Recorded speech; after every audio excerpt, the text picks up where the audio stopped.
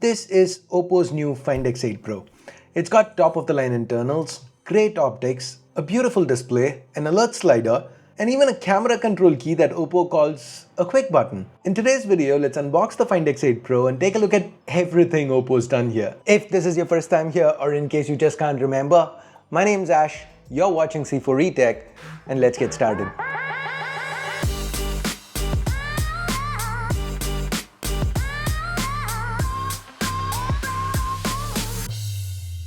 So this is the Find X8 Pro's box.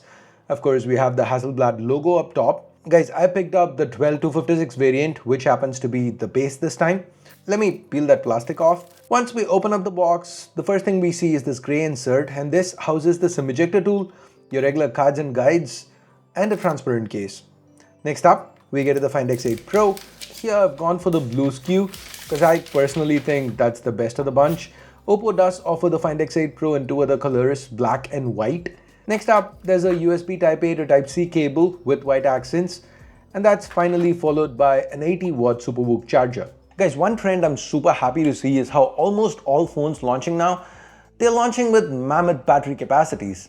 The Find X8 Pro, it's no different. OPPO's managed to pack in a 5910 mAh silicon carbide battery here, and using the included charger, you can get it to about 65% in half an hour and to a full charge in 55 minutes. So yes, it is slower than the Find X7, but still pretty fast given the increased battery capacity. Now there's also support for wireless charging at up to 50 watts, and OPPO's officially selling cases with magnetic backs and power banks that basically mimic MagSafe functionality. Nice. Now, despite the increased battery capacity, OPPO's made some changes on the inside to get the phone's thickness down to 8.3 millimeters, and the weight is about 215 grams, giving the X8 Pro a certain heft when you hold it. Now, the back here is frosted glass with a matte finish, very resistant to fingerprints. I'm definitely a fan of these cloudy patterns on the blue version. The camera array is also quite nicely done. It's a two-step design with etchings on the first one. The other is elevated at the edge for protection. We have that Hasselblad logo at the center, and let's get to those four sensors in just a bit. Now this camera array, OPPO has also shaved off about 2.7 millimeters by going for an inverted periscope structure, basically using multiple prisms to position the sensor in a way so as to save space, which is definitely noticeable when you're holding the phone and your finger rests against the camera. The back and the display both curve slightly and the corners are rounded, so the Find X8 Pro, it does feel comfortable to hold. There's IP68 and IP69 water and dust resistance here. The alert slider is present and accounted for, and the 16.1 TB top SKU, that comes with support for satellite messaging. And oh yeah, of course, we've got that quick button which kind of mimics Apple's controversial camera control key. Now here's something weird. Camera control is a button that Apple refuses to call a button. Quick button, it's not really a button, but OPPO insists on calling it one. Weird, right? So this is basically just a capacitive area where a double press quickly pulls up the camera. From here you can press once to shoot, swipe on it to zoom, and long press to shoot and burst.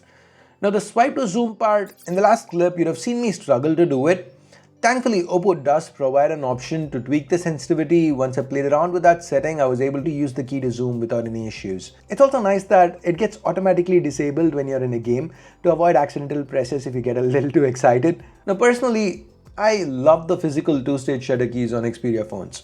So I don't really mind the quick button here, but what do you think? On a scale of say 1 to 10, how useful do you see this being? Personally, I'd go with a 6 out of 10. Let me know what you think in the comments below. Now, the primary sensor this time is Sony's Lydia Light 808, a 1x1.4 inch sensor paired with an optically stabilized f1.6 lens. It does a very good job with the stills. Images have tons of detail. Now, to give you some perspective, here are side-by-sides with the iPhone 16 Pro Max. As you can see, while OPPO matches Apple on detail, Apple does handle the shadows better. Now, with the zoom, there are two 50 megapixel periscope setups, one for 3x and another for 6x. Now at 6x, compared to the iPhone's 5x telephoto, the results, they're pretty comparable, right? They look more or less equal. But when we keep zooming in, at say 25x, which is where the iPhone maxes out, you can see the Find X8 Pro absolutely annihilates the iPhone. And it doesn't stop there. At around 60x, the AI mode gets triggered, and it adds some extra texture, straightens the lines and so on to still give you a kind of sort of usable image. For portraits, this time OPPO's added a soft light option which gives you hazy, dreamlike images. If that's something you're into, cool, it's available, it's an option. The 50 megapixel ultra wide does very well too. It has autofocus, so you can shoot macros with it. Here are images taken with all 4 sensors. As you can see, the processing is pretty consistent. Now coming back to the primary, under low light, the highlight control is something I found very impressive. Just look at this shot. See how the highlights are preserved after processing? Here are a few more examples. Now another thing worth noting is that OPPO's live images, they're now similar to Apple's implementation, wherein it captures 3 seconds of video, 1.5 seconds before you press capture and 1.5 seconds after. Talking about video, we can shoot 4K 60 HDR via all 4 sensors, which is impressive. Regular 4K 60 footage also turned out quite detailed and stable. The 32 megapixel selfie camera can also shoot 4K 60 here, and no complaints with that footage either. The soft light option for portraits is also available with the selfie camera.